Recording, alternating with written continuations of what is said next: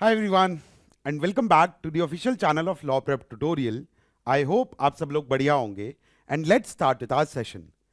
आज हम एक बहुत ही इंपॉर्टेंट इवेंट को डिस्कस करने वाले हैं जहां पर सुबह सुबह ये चीज क्लियर हुई that USA has finally attacked Iran, that too Iran की तीन सबसे इंपॉर्टेंट न्यूक्लियर साइट्स के ऊपर यूएसए ने B2 बॉम्बर्स को यूज करते हुए GBU-57 बॉम्ब्स को ड्रॉप किया which are also known as bunker busters. So exactly हुआ क्या? तो देखिए, आज सुबह सुबह कुछ प्रेस कॉन्फ्रेंसेस क्लियर होती हैं, सामने आती हैं, जहां पर सबसे पहली press conference was conducted by the president of the United States of America, जहां पे यूएस प्रेसिडेंट ने क्लियर किया that they have successfully attacked the three nuclear sites of Iran. And in that particular interview the US president made it clear that Iran is the strongest और the biggest supporter of terrorism. ठीक है, ये चीज भी उन्होंने अपने interview में कही. एंड इसी के कुछ देर बाद इजराइल के प्राइम मिनिस्टर, जो कि बहुत सारे टाइम पीरियड से कन्विंस करने की कोशिश कर रहे थे या वेट कर रहे थे कि यूएस इस वॉर में एंटर होगा, उन्होंने एक प्रेस कॉन्फ्रेंस कंडक्ट की जहां पे उन्होंने सबसे पहले यूएसए को थैंक किया, प्रेसिडेंट ट्रम्प को थैंक किया कि दे एक्चुअली अटैक्ड और they did something which was never done by any country in this world. And वहां पे नेतन्याहू ने एक और बहुत इंपॉर्टेंट चीज कही, जिसमें उन्होंने कहा कि USA and Israel agree on one particular solution which is peace through strength. कि पीस तो लाया जाएगा बट स्ट्रेंथ के थ्रू लाया जाएगा. So perhaps this is becoming the new normal in the world affairs and in the arena of diplomacy. But let's understand कि सारी चीजें हुई क्या क्या, यहां पर सब कुछ समझते हुए चलते हैं. तो हमारा ब्रेकडाउन ऑफ द सेशन होगा जिसमें सबसे पहले हम समझेंगे कि what's the timeline of this particular entire issue, हुआ क्या. ठीक है, then we'll also understand about the sites that were attacked and उनकी रेलेवेंस क्या है उन साइट्स की for Iran and the other countries. And then we'll also understand about the fallout of this entire issue. क्योंकि देखो, world affairs में ना brinkmanship एक एक्सटेंट तक तो समझ में आती है, बट डेटरेंस और ब्रिंकमैनशिप को आप उस एक्सटेंट तक ले जाओ, वो एक क्वेश्चनेबल चीज होती है. But we'll understand about fallout of this particular incident as well. Then हम दो इंपॉर्टेंट चीजों को और ब्रीफ में डिस्कस करेंगे यहां पर, that what are these B2 bombers which are used by USA and what are these bunker busters जिनको GBU-57 बॉम्ब्स कहा जाता है. ठीक है, तो चलिए सबसे पहले समझते हैं हम अपनी timeline of the issue, that how did we reach this stage of bunker busters being used by United States of America. तो ये इशू स्टार्ट होता है 4 जून से. Israel was in a persistent state of war with Hamas and Gaza strip, वो एक extent पे चल ही रहा था. एंड उसी टाइम ड्यूरेशन पे क्या हुआ है कि 4th of June 2025 Houthi missiles attacked on Israel. Tel Aviv के एयरपोर्ट पे हाउती मिसाइल्स अटैक होता है जिसमें कुछ सिविलियंस की डेथ होती है. And subsequently on 13th and 15th of June Israel launched Operation Rising Lion, which was about air strikes on multiple sites in Iran. Operation Rising Lion Israel ने launch करा on 13-15 June के time period पे.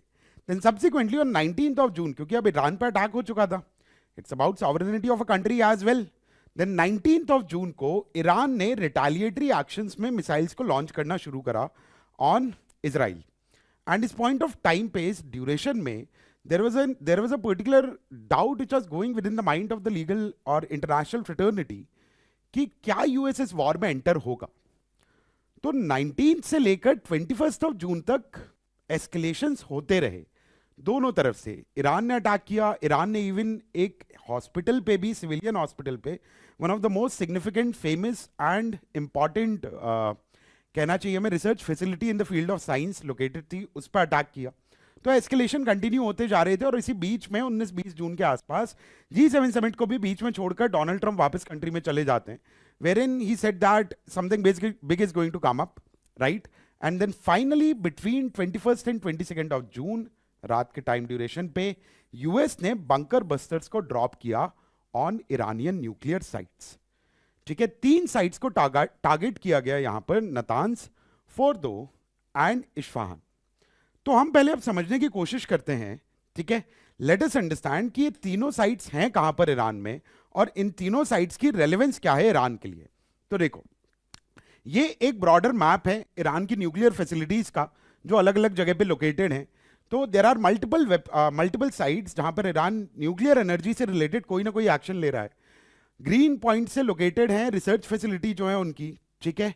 Uranium enrichment plant कौन कौन से हैं, क्योंकि uranium enrichment is a very important और significant and one of the most important process of producing a nuclear weapon, right.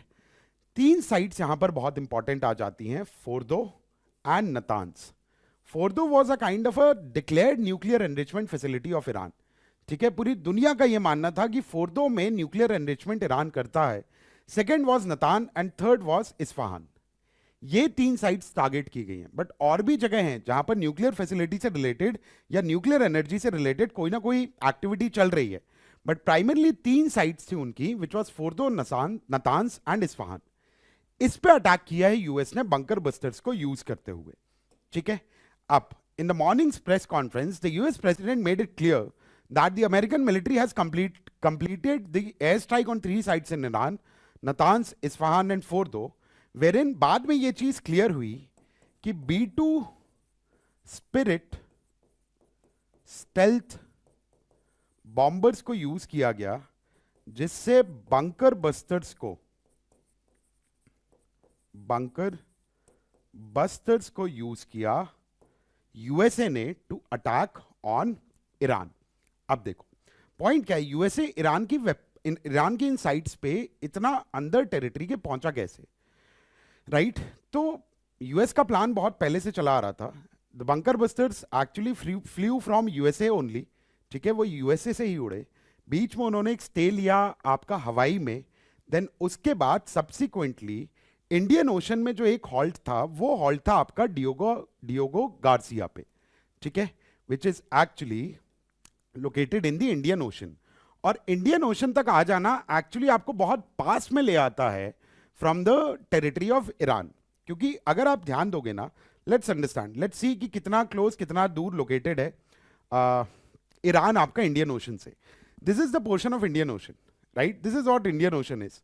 And वो जो डिएगो गार्सिया, वो उनका जो आइलैंड है, जो एक तरीके से मिलिट्री बेस भी है, that is located somewhere here, ठीक है, that is located somewhere over here.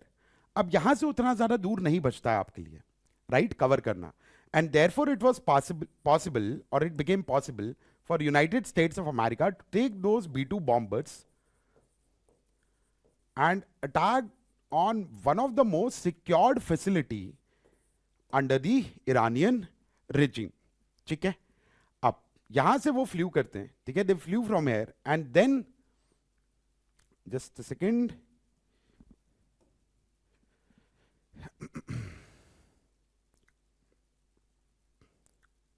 yeah,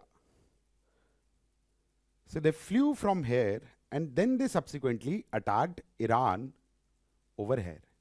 but इन सब में एक बहुत मेजर कॉम्प्लिकेटेड पॉइंट जो इन्वॉल्व है, फ्रिक्शन पॉइंट जो इन्वॉल्व है, जो ग्लोबल लेवल पे टेंशन का पॉइंट इन्वॉल्व है, that is our strait of Hormuz, which connects the Persian Gulf with the Arabian Sea, and which is one of the most important significant trade route, because at least 20% of the crude oil of the world passes from here.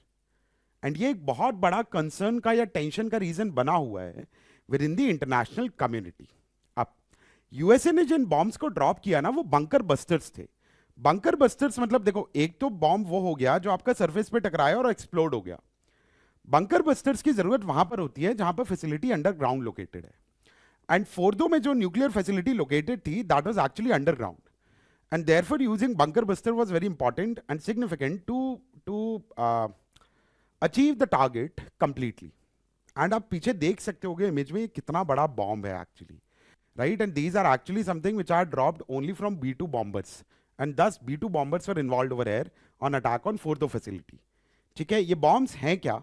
So these are about 20.5 feet in length and 31.5 inch in diameter and weigh around 13,000 kilograms. 13,000 kilogram इस bomb का वजन होता है। And these are designed to penetrate up to 60 meters of earth before exploding. तो ऐसा नहीं है कि वो 13,000 किलो का जो बॉम्ब है सरफेस से टकराया और फट गया, नहीं।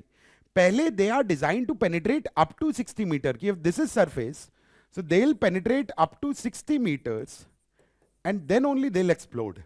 बट इंटरेस्टिंग चीज क्या है यहां पर, क्योंकि लोग क्वेश्चन ये भी पूछ रहे हैं कि यूएस अपने टारगेट में सक्सेसफुल हो पाया या नहीं। तो जो फोर्दो में जो न्यूक्लियर फैसिलिटी लोकेटेड थी ना, फोर्दो ईरान में जो न्यूक्लियर फैसिलिटी लोकेटेड थी, that was 90 metres below the ground. अब वो एक बॉम्ब गिराया होगा तो शायद उतना डैमेज तो नहीं आया होगा, but yes some damage must have been done over there. But अगर 2 या 3 बॉम्ब गिराए गए एक ही साइट पे तो फिर शायद डैमेज ज्यादा होगा। बट पॉइंट क्या है कि ईरान की स्टेट मीडिया का कहना है कि भाई यहां पर हमें बहुत ज्यादा डैमेज नहीं हुआ। क्यों नहीं हुआ? क्योंकि डोनाल्ड ट्रंप की एक पुरानी आदत है कि वो पहले बोलते बहुत ज्यादा हैं, उसके बाद शायद कभी एक्शन लेते हैं या नहीं लेते हैं, है ना। तो अब क्योंकि डोनाल्ड ट्रंप इतने टाइम से रिटोरिकल वे में कंटिन्यूसली कहते जा रहे थे कि Iran will face the might of the United States of America, तो so Iran was also prepared for that. And इसलिए ईरानियन स्टेट मीडिया का कहना यह है कि अटैक से पहले ही हमने सारी इंपॉर्टेंट फैसिलिटी से रिलेटेड जो इक्विपमेंट थे उनको रिमूव कर दिया था और लोगों को भी रिमूव कर दिया था वहां से। But this was the first direct attack on the nuclear facilities of Iran. ठीक है, अब ईरान भले ही एक अपने आप में इंडिविजुअल कंट्री दिखता होगा आपको, right, but understand this thing कि Iran also belongs to the Arab world. Though there is no as such friendship between Saudi Arabia and Iran, and Saudi Arabia is the declared leader of the Arab world, but still, right? And Strait of Hormuz भी वहां पर important part play करता है, important role play करता है ना। अब इसके ग्लोबल और रीजनल फॉलोआउट क्या निकल कर आ रहे हैं? तो सबसे पहले ईरान का रिस्पॉन्स क्या था?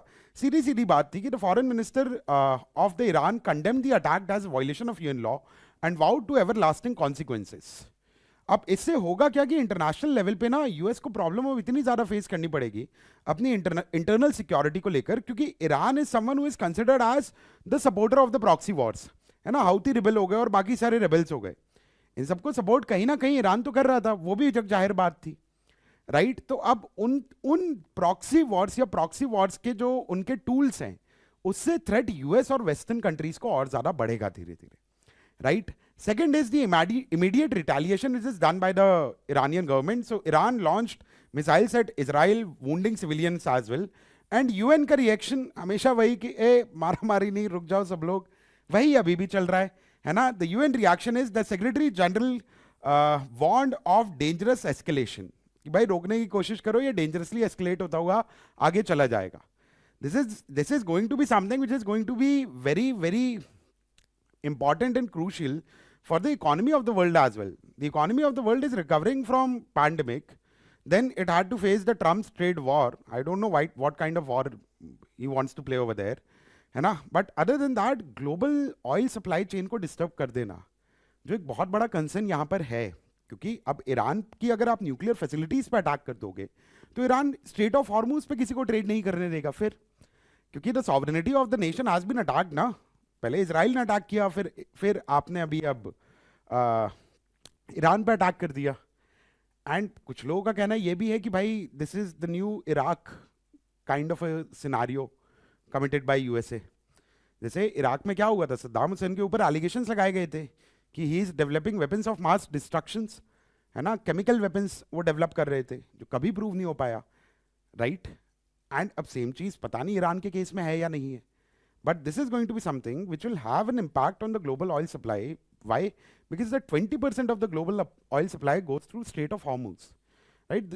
Now this, look at this, इतना छोटा पैच ऑफ वो एरिया है जिससे इतना ज्यादा ट्रेड चल रहा है दुनिया का, एंड अगर इसके ऊपर कोई थ्रेट आता है फिर वो ऑयल प्राइसेस का सोर होना और फिर तेल का महंगा होना, दुनिया भर की इकोनॉमीज पे उसका असर पड़ना, वो सारी चीजें फिर शुरू हो जाएंगी। So another global and regional fallout of this particular issue is going to be the impact on the tensions of Strait of Hormuz. But this is it. That's what is going on right now. Now interestingly, एक दिन पहले ही पाकिस्तान ने nominate किया था Donald Trump को for Nobel peace prize for the so called actions और mediation he committed और he undertook during the operation Sindoor. वो चीज भी इंडियन गवर्नमेंट एब्सोल्युटली डिनाई करते हुए चल रही है ना। और इवेंचुअली ट्रंप ने खुद भी एक बार कहा कि it was the issue which was settled by the parties bilaterally only. But एक तरफ आपका पीस प्राइज का नॉमिनेशन होता है और दूसरी तरफ आप B-2 bombers, the most expensive bombers at present in this world, because each plane costs around more than $2 billion, जो कि अराउंड 20,000 करोड़ के आसपास हो जाता है, right, and using bunker busters bomb for the peace. But this is it. आप लोग हमें बताइए कि क्या लगता है आपको, what's going to be the solution. But one thing which is going to be question in this entire scenario, in the hindsight, शायद 5 या 10 साल बाद हिस्ट्री जाकर या 20 साल बाद हिस्ट्री जाकर जरूर यूनाइटेड नेशन से तो पूछेगी कि भाई आप कर क्या रहे थे. ठीक है, चलिए. So with this we'll end our session. बाकी तबीयत वगैरह का ध्यान रखो, आराम से पढ़ाई करो, एंड सेशन अच्छा लगा हो तो do like the session and let us know in the comment section as well. ठीक है, thank you so much everyone. Thank you so much. Bye bye. Bye.